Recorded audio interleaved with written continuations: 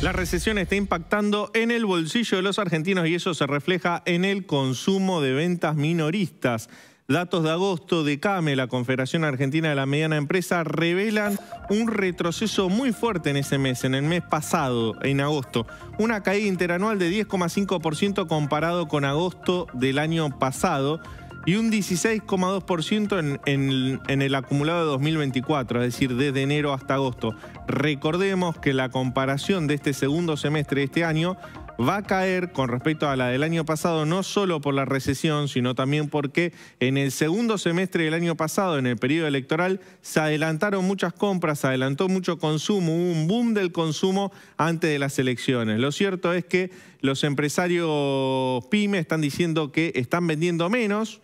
El 54% dice que hubo una caída de las ventas y también están diciendo que muchos de los consumidores tienen el límite de las tarjetas de crédito agotado, con lo cual ni siquiera se pueden financiar con tarjeta de crédito. Esta caída del consumo también cambió los hábitos de consumo de los argentinos. Hay productos que se consumen menos y esos son los siguientes productos: atún, quesos blancos, postres y yogures, alfajores, snacks, desodorantes ambientales. Hay una caída entre 3 y 10% en el consumo de estos productos en el último año. ¿Qué significa esto?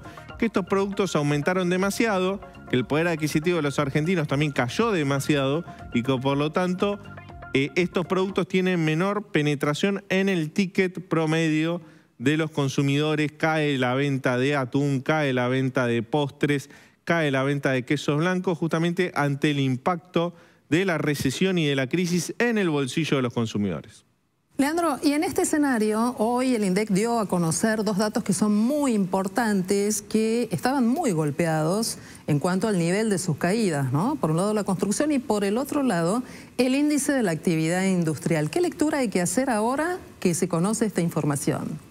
Bueno, la primera lectura es que tal vez la caída de la actividad encontró un piso y ya empieza a verse un leve rebote. Estos datos que dio a conocer el INDEC son datos del mes de julio y, como decías vos, revelan el índice de producción industrial que estamos viendo en pantalla, que en julio rebotó con respecto a junio, aumentó 6,9%. Recordemos que la industria es uno de los sectores más golpeados por la recesión, que más cayó en este año, y a nivel interanual, es decir, comparando julio de 2023 contra julio de este año, arrastra una caída de 5,4%. El otro sector muy golpeado es el de la construcción, y la construcción también empezó a rebotar en julio, según estos datos divulgados por el INDEC. Aumentó 8% en julio, pero arrastra una caída en los últimos 12 meses de 20,4%.